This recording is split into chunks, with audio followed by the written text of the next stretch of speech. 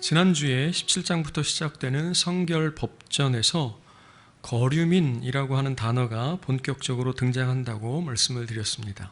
이스라엘 백성들에게 뿐만 아니라 그들 가운데에 거주하는 거류민들도 지키라 이렇게 명령하고 있습니다. 그래서 학자들은 이 말씀이 종교적인 규례라기보다는 인간이라면 누구나 지켜야 하는 기본적인 것이라고 말씀하고 있습니다. 그러니까 이 말씀은 인간들 모두에게 주시는 하나님의 명령이라고 할 수가 있습니다. 본문에도 그 앞에 지난주에 읽었던 8절에 거류민이라고 하는 단어가 등장하고 오늘 읽은 말씀에는 10절, 12절, 13절에 계속해서 등장하는데 본문의 주된 내용은 피를 먹지 말라는 것이지요. 그러니까 그렇게 적용해 본다면 이스라엘 백성들뿐만 아니라 그들 가운데 거류하는 거류민들도 피를 먹어서는 안 된다.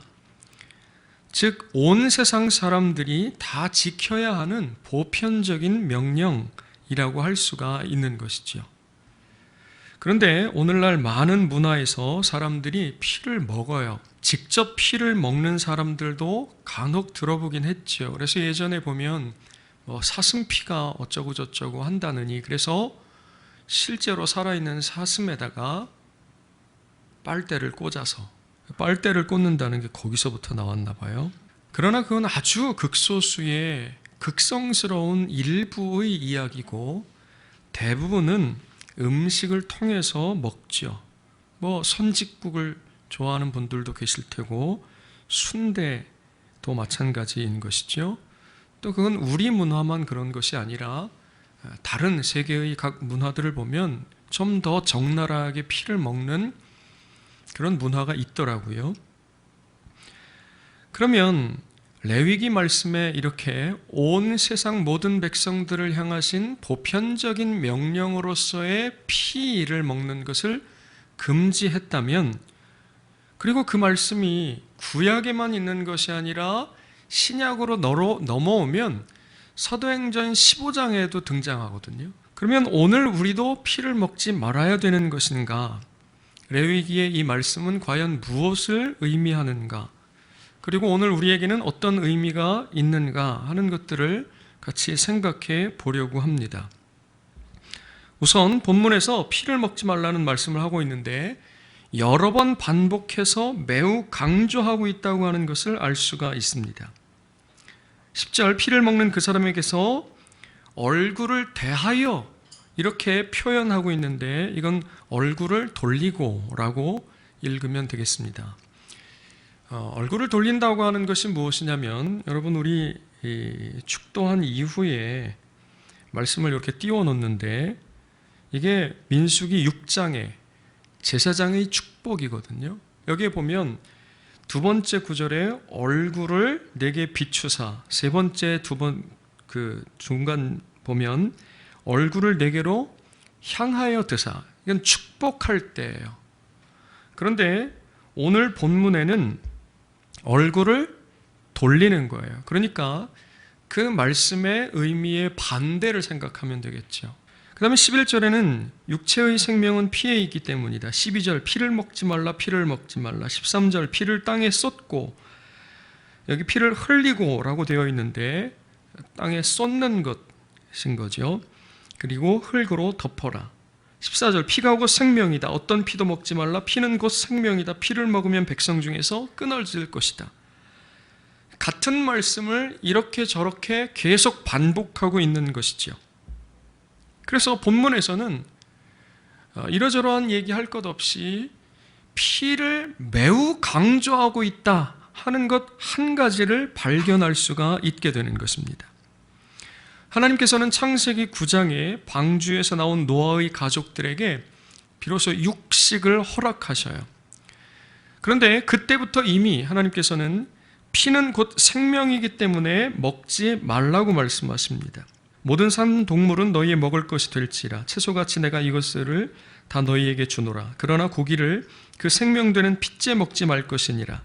내가 반드시 너희의 피 곧 너희의 생명의 피를 찾으리니 짐승이면 그 짐승에게서, 사람이나 사람의 형제면 그에게서 그의 생명을 찾으리라.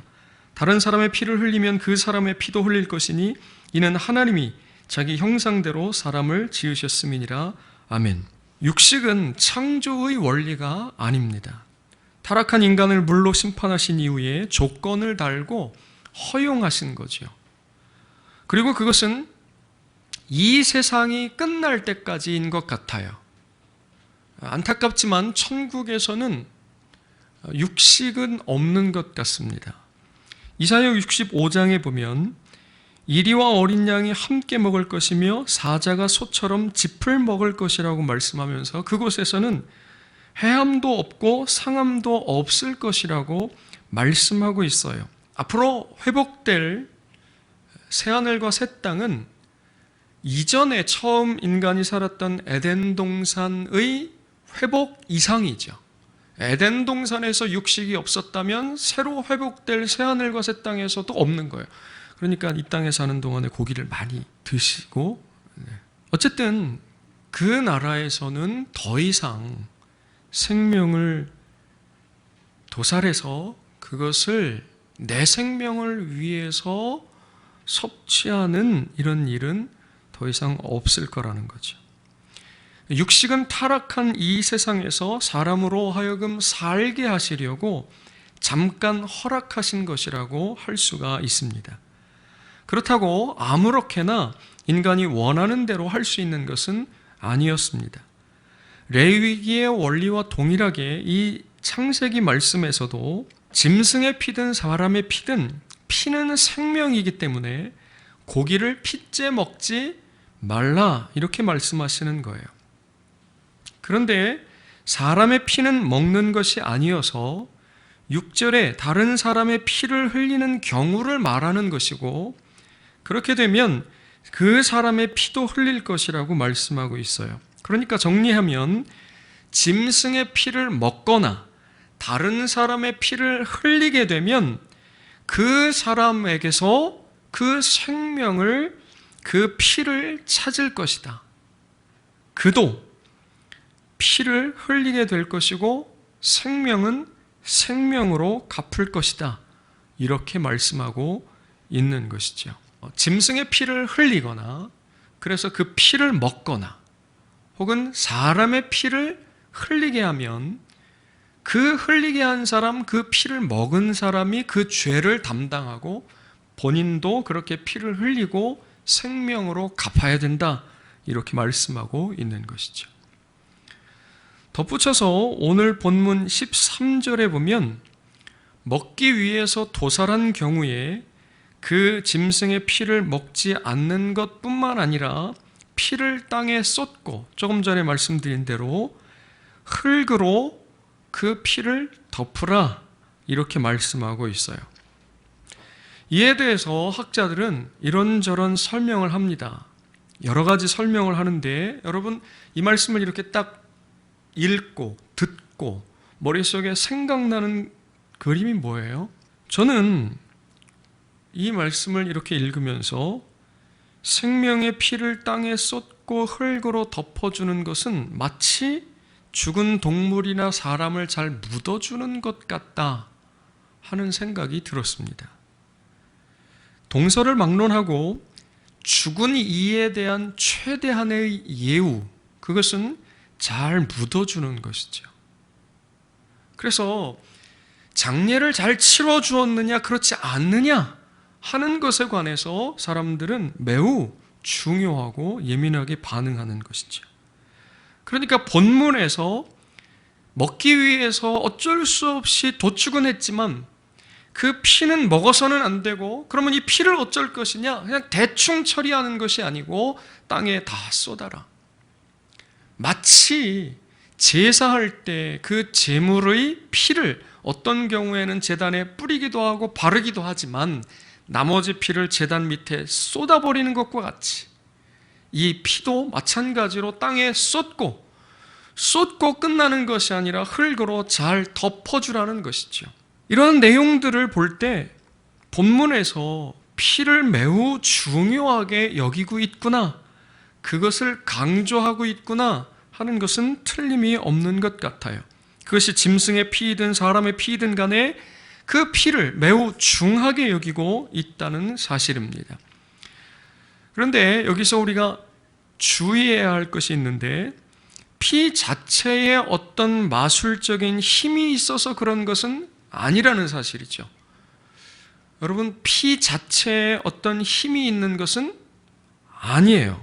왜 이런 말씀을 드리냐면, 역사 가운데 실제로 그런 일들이 일어났죠. 그러나 다시 한번 확실하게 말씀드리지만, 피 자체에 어떤 신비한 힘이 있는 것은 아니라는 사실입니다. 피를 중요하게 여긴다는 것은 피가 상징하는 바 생명을 중요하게 여기는 것이라고 할 수 있는 것이죠. 피가 중요하다 하는 것은 그 피가 상징하는 생명이 중요하다, 이렇게 말씀을 하고 있는 것이라고 할 수가 있습니다. 그래서 본문을 통해서 우리가 알 수 있는 것은, 제사로 시작된 거룩한 삶의 그 다음은 생명이다. 본문에 나오는 짐승의 생명으로부터 사람의 생명까지를 소중하게 여기는 것, 그것이 제사를 드리고 밖으로 나온 거룩한 삶의 첫걸음이라는 거예요. 아멘을 하든 안 하든 상관없이 그렇다는 거죠.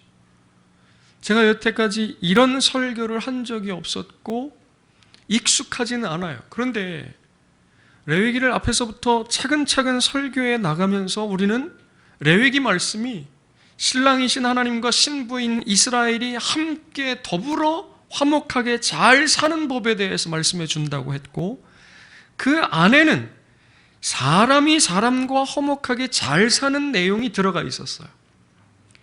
그리고 지나와서는 우리가 11장에서 정한 동물과 부정한 동물에 대해서 이야기했지만, 이렇게 들어가고 보니 거룩한 삶에서 첫 번째가 예배라면, 예배하고 나온 첫걸음이 생명이로구나 하는 것이 너무나 자연스러운 전개고, 그것이 이제 제가 지금부터 그건 당신 생각이지 않습니까? 그렇지 않고 성경에서 말씀하시는 바라고 하는 것을 설명을 드리려고 하는 것이에요.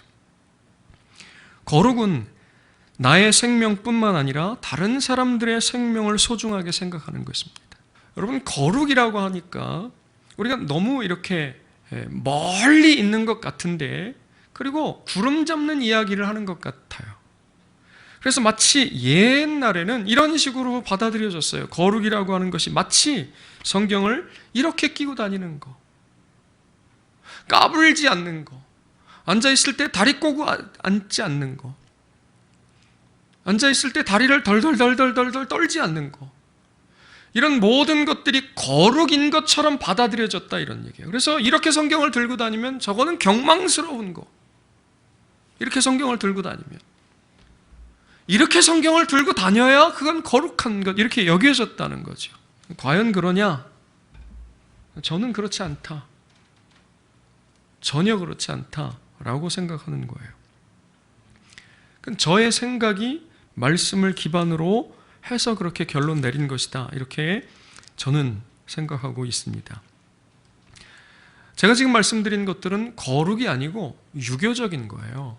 성경적인 게 아니라 유교적인 거라는 거죠. 거룩은 무엇이냐면, 앞으로 계속해서 설명을 드릴 거지만, 첫 번째 예배하는 거라고 그랬고, 두 번째 생명을 소중하게 여기는 거예요. 사람의 생명뿐 아니라 나아가 짐승의 생명까지도 가벼이 여기지 않는 것입니다.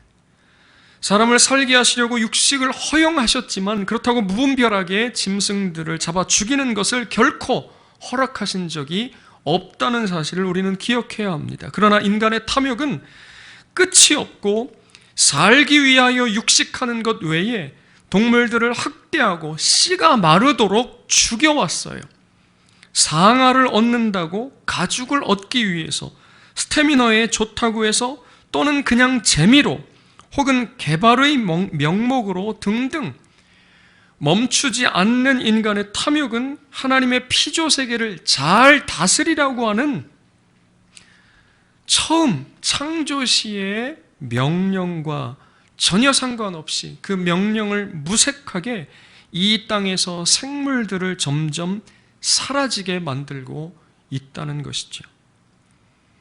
세계 자연보존연맹이란 곳에서 지난 10년간 467종의 생물이 멸종했다고 합니다. 그런데 이 속도가 그 전 모든 시대, 지나간 10년 동안이 그 전의 모든 시간을 합쳐도 비교할 수 없을 만큼 많고 빠르게 진행되고 있다고 하는 것을 말하고 있어요. 그러면서 기사는 인간이 생물의 멸종에 매우 큰 역할을 차지하고 있다고 하는데, 좀 더 정확하게 적나라하게 이야기하자면 인간 때문에, 인간의 탐욕 때문에 다른 생물들이 멸종한다고 말하고 있는 것입니다. 아주 심각하죠. 하나님께서는 창조 세계를 다스리는 대리자로 인간을 세우셨습니다. 그것은 다른 생물들을 죽여가면서까지 인간들의 끊임없는 탐욕을 채우라는 것이 아니었어요. 좀 전에 읽은 이사야 말씀에 회복된 새하늘과 새 땅에서 그리는 것처럼 하나님께서는 인간이 하나님과 함께 잘 화목하게 사는 것 뿐만 아니라 인간 상호 간에 화목되어 잘 살아가는 것, 거기서 더 나아가서 자연의 모든 만물들과 함께 화목하게 잘 살아가는 것을 바라시는 거죠. 그 하나님이 바라셨던 거예요. 하나님이 원하셨던 거예요. 그걸 우리 익숙한 말로 하면 하나님의 뜻이라 이런 얘기예요. 그런데 인간의 타락은, 첫사람 아담의 범죄로부터 시작된 인간의 타락은 이 모든 것을 다 망쳐버린 거예요. 인간의 타락은 인간뿐만 아니라 온 자연세계도 신음하고 고통받게 만들어 버린 것이지요. 그래서 로마서 8장 19절에 보면 피조물이 고대하는 바는 하나님의 아들들이 나타나는 것이라고 말씀하고 있습니다. 그 밑에 구절을 다 같이 한번 읽어보겠습니다. 시작. 피조물이 다 이제까지 함께 탄식하며 함께 고통을 겪고 있는 것을 우리가 아느니라. 아멘. 정확히 말하면 인간 때문에, 인간에 의해서 고통을 받고 있는 것이죠. 인간이 이 지구상의 다른 생물들을 죽이고 있다고 하는 것이 정확한 표현입니다. 인간이라고 얘기하니까 그런 사람들이 있다는 얘기를 들어봤지가 아니고 바로 우리가 죽이고 있다고 하는 사실을 인식하고 깨달아야 하는 것이죠. 그러나 그것은 결국 부메랑이 되어서 인간도 살 수 없는 세상이 되어가고 있는 것이 오늘 우리가 살고 있는 지금 이 시대인 것입니다. 한 보고에 따르면 지구상의 척추동물, 그러니까 포유류, 조류, 파충류, 양서류, 어류까지 중에서 무게로 따졌을 때 인간이 차지하는 비율이 대략 30% 정도 된대요. 그러니까 지구상에 있는 동물들 중에서 인간이 30% 정도 차지하는 거죠. 그럼 나머지 70%가 야생이냐? 이렇게 생각하는 순간 그 다음 말이 나오는데 아니라는 거예요. 그럼 뭐예요? 인간이 먹기 위해서 키우고 있는 가축이 67%를 차지한대요. 그래서 인간과 관계된 것들이 97% 지구상에. 나머지 3%만이 야생이라고 하는 것이지요. 그 인간과 가축들에게서 뿜어져 나오는 이산화탄소와 메탄가스가 이른바 온실가스예요. 이제는 기후 변화라고 얘기하지 않고 기후 위기라고 표현한다고 합니다. 기후 위기의 주요 원인이 바로 인간과 인간이 키우는 가축들이고, 그것 때문에 지구가 점점 더워지고 있는데 그것을 지구 온난화라고 하지 않고 이제는 지구 가열이라고 말한답니다. 그 위기가 아주 심각한 수준에 이미 와 있다고 과학자들이 얘기하는 거죠. 아주 오래전부터 이것에 대해서 경고했었는데 그것이 우리가 눈으로 보는 이 시대에 실제 우리의 삶에, 그리고 안타깝게도 우리가 가장 사랑하는 우리 자녀들의 삶에 매우 큰 영향을 미칠 것이다, 이렇게 이야기하는 거죠. 그래서 어떤 과학자는 인간이 지구의 바이러스라는 거예요. 인간이라는 바이러스 때문에 지구 전체가 병들어 죽어가고 있다는 것입니다. 사람이 코로나에 걸리면 열이 나는 것처럼 지구가 열이 나고 있는 거예요. 인간이라는 바이러스 때문에 그렇다는 거죠. 인간이 지구를 또 자기 자신뿐만 아니라 다른 생명들을 죽여가고 있는 것입니다.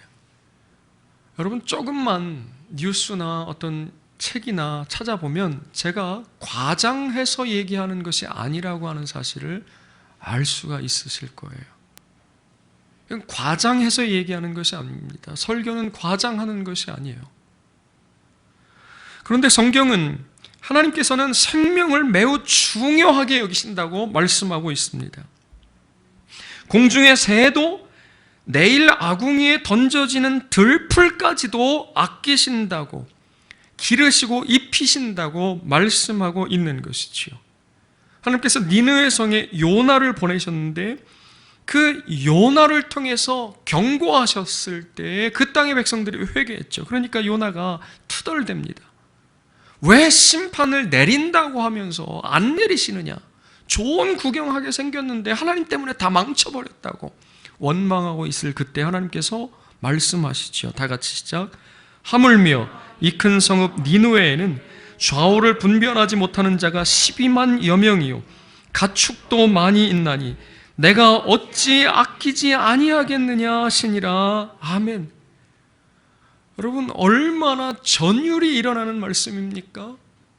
좌우를 분별하지 못하는 아기들과 장애를 가진 사람들과 병에 든 사람들, 그리고 가축들도 있는데 내가 어찌 그런 것들을 아끼지 않겠느냐 말씀하고 있는 것입니다. 생명을 중하게 여기신 하나님께서 이방 나라의 죄로 멸망당할 성읍이지만 그곳에 아이들과 동물들과 아픈 사람들을 아낀다 말씀하고 있는 것입니다. 예수님은 천하보다 귀한 목숨에 대해서 말씀하셨고 하나님께서는 심지어 악인의 생명도 귀하게 여기신다 말씀하고 있습니다. 주 여호와의 말씀에 나의 삶을 두고 맹세하노니 나는 악인이 죽는 것을 기뻐하지 않는다. 악인이라도 돌이켜 떠나서 사는 것을 기뻐한다고 말씀하고 있습니다. 사는 것을 기뻐하신다는 거예요. 악인이라도, 공중에 나는 새도, 내일 아궁이에 던져지는 들의 풀도 먹이시고 기르시고 입히시는 하나님, 그것들이 살기를 원하신다는 거예요. 이것뿐만 아닙니다. 홍수로 세상을 멸하실 때 모든 생물들이 보존되기를 원하셨어요. 그래서 계속 강조하십니다. 생명을 보존하게 하라, 보존하게 하라. 또 큰 흉년 가운데 야곱의 식구들을 보존하시려고 요셉을 먼저 애굽 땅으로 보내셨다고 말씀하고 있습니다. 다 같이 시작. 하나님이 큰 구원으로 당신들의 생명을 보존하고 당신들의 후손을 세상에 두시려고 나를 당신들보다 먼저 보내셨나니 아멘. 생명이 보존되기를 원하시는 것이지요. 결정적으로 하나님께서는 사람을 살리시기 위하여 이 땅에 그 아들 예수 그리스도를 보내셨습니다. 예수님은 바로 사람의 생명을 구원하시고 보존하시려고 하는 하나님의 놀라운 은혜인 것입니다. 그분은 오셨고 십자가에 달려 죽으셨습니다. 이것보다 더 중요한 증거가 어디에 있겠습니까? 하나님께서는 그 무엇보다 생명을, 사람의 생명뿐만 아니라 짐승의 생명까지도, 그 생명이 다 어디로부터 왔느냐? 하나님께로부터 왔고, 그래서 하나님은 그 모든 생명의 창조주이시고 그 생명을 귀하게 여기시고 그 생명이 그래서 보존되기를 원하시는 그 세상에 살면서 인간은 그 생명들을 멸종시켜가고 있는 것이죠. 하나님께서는 그 무엇보다 생명을 소중하게 여기십니다. 한 걸음 더 나아가 하나님께서는 이 세상의 그 어떤 것보다 바로 여러분들의 생명을 중요하게 생각하고 계십니다. 그래서 하나님께서는 여러분이 살기를 원하시는 거예요. 그러니 여러분 무슨 일이 있어도 살기를 주의 이름으로 축복드립니다. 그러나 여러분 무슨 일이 있어도 여러분은 살기를 주의 이름으로 축원을 드립니다. 그게 하나님의 뜻이고 여러분을 향한 하나님의 바람이야. 여러분을 향한 하나님의 바람. 에스겔 16장에 이스라엘을 그 누구에게도 귀하게 여김을 받지 못하고 버림받은 어린 아기로 묘사하면서 이렇게 말씀하십니다. 좀 긴데 제가 읽어보겠습니다. 내가 난 것을 말하건대 이스라엘이에요. 내가 날 때 내 배꼽줄을 자르지 아니하였고 너를 물로 씻어 정결하게 하지 아니하였고 내게 소금을 뿌리지 아니하였고 너를 강보로 싸지도 아니하였나니 아무도 너를 돌보아 이 중에 한 가지라도 내게 행하여 너를 불쌍히 여긴 자가 없었으므로 내가 나던 날에 내 몸이 천하게 여겨져 내가 들에 버려졌느니라. 내가 네 곁으로 지나갈 때에 내가 피투성이가 되어 발짓하는 것을 보고 내게 이르기를 너는 피투성이라도 살아있으라. 다시 이르기를 너는 피투성이라도 살아있으라. 아멘.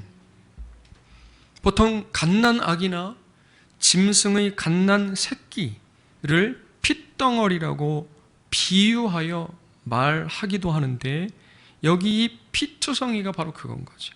그 누구에게도 귀하게 여김을 받지 못하고 버려진 핏덩어리, 갓난 아기에게 하나님께서 이렇게 말씀하시는 거예요. 너는 살아라. 너는 살아라. 살라고 말씀하시면서 너 혼자 어떻게든 살아남아 봐 이렇게 말씀하시는 것이 아니라 그를 거두신 거예요. 그리고 살게 하시는 거죠. 제가 자주 사용하는 표현 가운데 하나님께서 우리를 가장 좋은 길, 가장 선한 길, 가장 아름다운 길로 인도하신다는 말을 합니다. 여러분 그 길이 무엇이냐? 그 길이 바로 생명이에요. 우리를 살리는 길, 그래서 모든 것이 합력해서 선을 이루어 가시는데 그 선이 무엇이냐? 바로 생명이라 이런 얘기예요. 하나님께서는 모든 것을 다 동원해서 여러분이 살도록 하시는 방향으로 인도하시는 줄 믿으시기 바랍니다. 가끔 여호수아 말씀 같은 것들을 읽을 때 다 진멸하라 이런 말씀들이 나오기 때문에 하나님은 진노하시고 진멸하시고 그래서 우리만 살기를 원하시고 우리가 아닌 다른 것들은 다 죽이고 다 가치가 없고 다 싹 쓸어버려야 되는 것처럼 인식되곤 해요. 그런데 이 인식이 굉장히 오래전부터 뿌리 깊게 내려져 있는데 그런데 성경을 읽어보면 그렇지 않다는 것을 발견하는 거예요. 하나님은 그런 분이 아니라고 하는 사실을 깨닫고 또 깨닫게 되는 거지요. 하나님은 살기를 원하십니다. 하나님은 생명의 원천이시기 때문에 그 생명을 주신 분이기 때문에 어떻게든 살기를 원하시는 거예요. 예수님께서 이렇게 말씀하십니다. 너희가 예물 드리러 예배당에 오다가 안식일에 누군가 짐승이나 사람이나 우물에 빠져 있으면 어떻게 하겠냐는 거예요. 여러분 어떻게 해야 됩니까? 종교 원리주의자들은 오늘 안식일이기 때문에 어쩔 수 없어. 조금만 버티고 있어봐. 내가 지금 지나가지만 조금만 살고 있어. 예배 마친 다음에 안식일이 지나면 내가 어떻게 해볼 테니까. 예수님 그렇게 말씀하지 않으셔요. 그 뭘 얘기하는 겁니까? 생명이 더 중하다 이렇게 말씀하시는 거예요. 심지어 짐승일지라도 하물며 사람이겠습니까? 하물며 이방인이라고 사람을 짐승만도 못하게 여기면 그것이 과연 성경이고 하나님의 말씀이고 하나님의 뜻이겠느냐 하는 거예요. 결단코 그렇지 않다는 것입니다. 피부색 그런 거 갖고 하지 말라는 거예요. 몸의 질병, 장애, 남녀 여러분 생명을 중요하게 여기시고 있어요. 하나님께서는 어떨 때는 내가 원하는 것들과 반대되는 일들이 일어나기도 합니다. 어떤 때는 내가 이해할 수 없는 일이 일어나기도 해요. 그런데 왜 그런 일들이 일어납니까? 여러분 하나님을 믿고 하나님의 인도하심을 믿고 하나님의 선하심을 믿고 생명을 중하게 여기시는 하나님을 믿는다면 그 모든 것이 합력해서 결국은 우리를 살게 하시려는 방향으로 끌고 가시고 인도해 가신다고 하는 것을 믿으시기를 주의 이름으로 축원드립니다.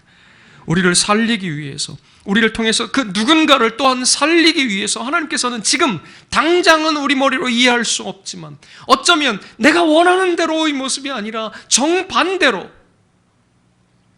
기도 응답은 없고 하나님의 역사는 끊어진 것 같은 그런 때라도 분명한 한 가지 사실이 무엇이냐면 하나님께서는 우리를 살게 하시는 방향으로 또한 우리를 통해서 그 누군가를 살리시려고 지금 역사하고 있다고 하는 사실을 우리는 믿어야 할 것입니다.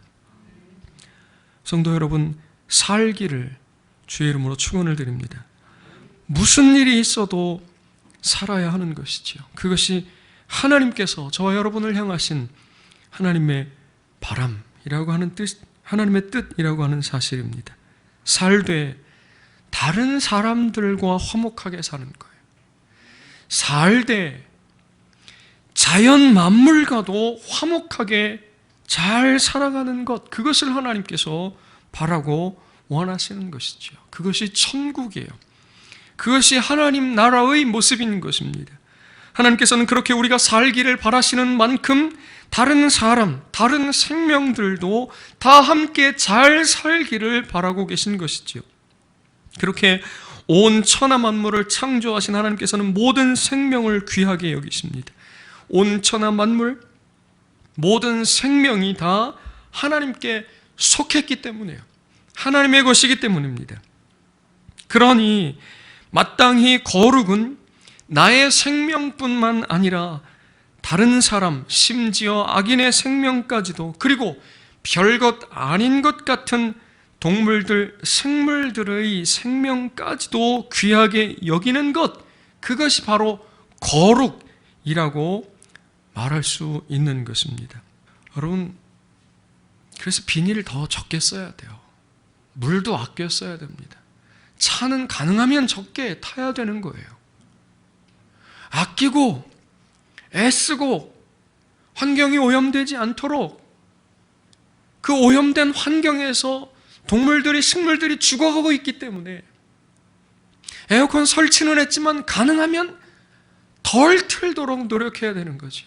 여러분, 만약에 우리가 설치해 놓은 실외기 그 옆에 방이 있고 거기에 누군가가 이 찌는 듯한 더운 여름에 더위를 선풍기 한 대로 버티면서 살아가는 이웃이 있다고 합시다.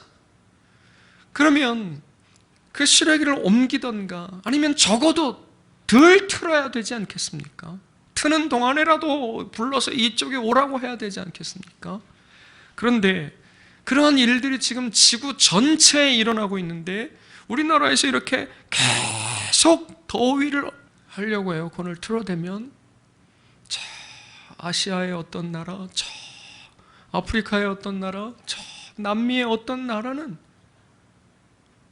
그로 말미암은 기후변화가, 기후위기가 되고 지구온난화가 지구 가열이 되고 그로 말미암은 영향이 그 나라들에 미쳐서 심각한 문제를 불러일으켜 온다는 거죠. 여러분, 지금 시리아 내전, 그래서 시리아 난민들이 유럽으로 몰려들어서 큰 문제가 되었고 되고 있죠.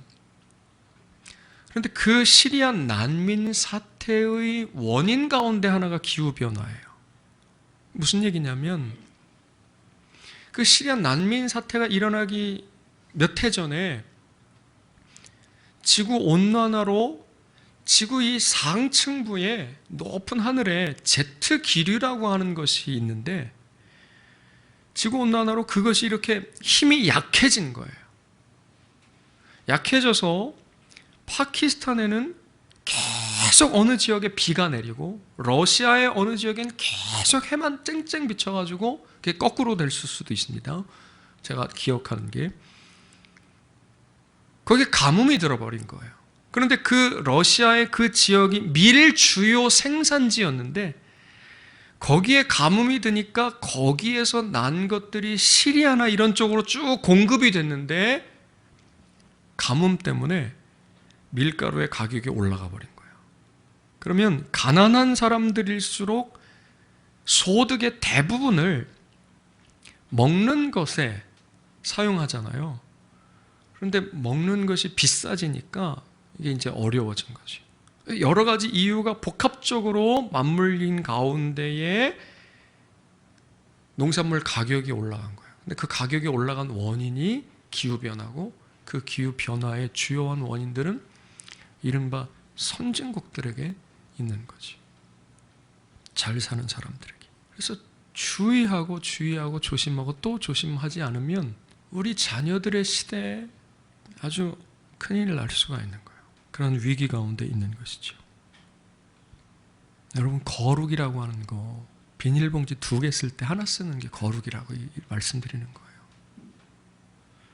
수돗물 이렇게 틀어놓고 아무 느낌 없이 그냥 콸콸콸 흘러보내지 않는 게 거룩이라는 거예요. 너 왜 그래? 아껴야 잘 살지. 자린고비가 아니라 말씀의 생명이 중요한 것, 그것이 거룩이기 때문에 그런 거예요. 가능한 가까운 거리면 걸어가는 게 거룩이라, 이런 얘기예요.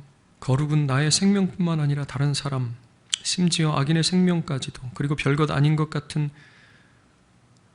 동물들, 생물들의 생명을 귀하게 여기는 것이라 할 수 있습니다. 사무엘상 다윗의 말 중에 이런 말씀이 있어요. 오늘 왕의 생명을 내가 중히 여긴 것 같이 내 생명을 여호와께서 중히 여기셔서 모든 환난에서 나를 구하여 내시기를 바라나이다. 다윗은 내가 다른 생명을 중하게 여기면 하나님께서도 내 생명을 중하게 여기실 것이라고 믿고 있는 거예요. 이것이 성경의 원리라는 거예요. 믿으시기를 주의 이름으로 축원드립니다. 잠언에는 이런 말씀이 나와요. 다 같이 시작. 의인은 자기의 가축의 생명을 돌보나 악인의 긍휼은 잔인이니라.